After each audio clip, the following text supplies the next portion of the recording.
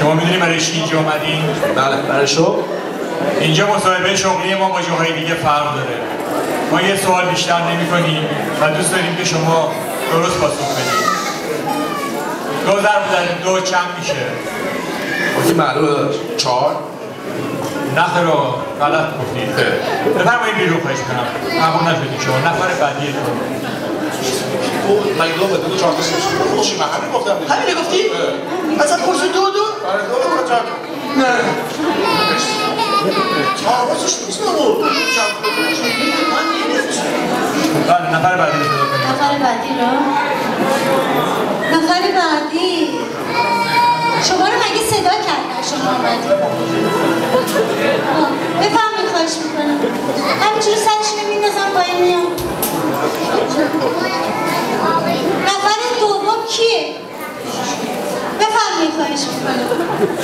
واقعا آدم میمونه از این مردم. علیکم سلام. سلام هم بلد نیست. آیا بدونی برای چی اومدین اینجا؟ بله. اینجا مصاحبه شغلی ما با جاهای دیگه فرق داره. یه سوال بیشتر نمی‌کنیم. دوست داریم درست پاسخ بدید. هر چی شما بگید. 2 تا چند تا میشه؟ 2 تا 3 تا. بفرمایید آقا. بیرون. خوب شد. بیرون قبول نشدید بیرون. چی بود؟ شما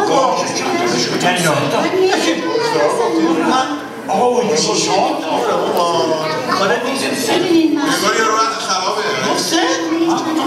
باراخونه‌شو اجازه داده چه سوالایی میکنه یعنی همین سوال من نفر سوم من صدا کنم. بفرمایید نفر بعدی رو بگیم بیاد. نفر بعدی کیه؟ بفرمایید خواهش. بفرمایید. سلام عرض کردم به درودتون. سلام.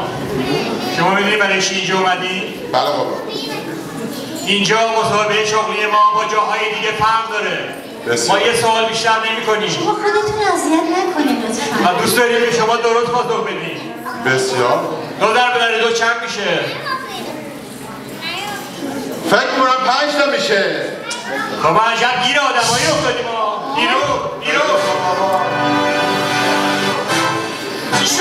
گفتم 2 تا 5 تا میگی نه. 2 تا 4 تا نکرد. 2 تا 3 تا 5 تا کار نکرد. وای باره تو. سکونم من بری گفت 2 تا 4 دومی گفت 3 میگفت 5 برم نفر آخر صدا کنم. نفر بعدی. دستشون راحت شید. نفر آخر. سلام علیکم. بفرمایید. سلام عرض کردم. سلام خانم. حال شما چطوره؟ خواهش می‌کنم. از اینم راحت شید. خواهش می‌کنم. خیلی ممنون خانم خوبم بچه‌ها خوبم. شما میدونی برای چی اینجا اومدین؟ بله قربان بله خواهش می‌کنم. بفرمایید. اینجا مصاحبه شغلی ما با جاهای دیگه فرق داره. خواهش می‌کنم. ما یه سوال بیشتر نمی‌کنیم.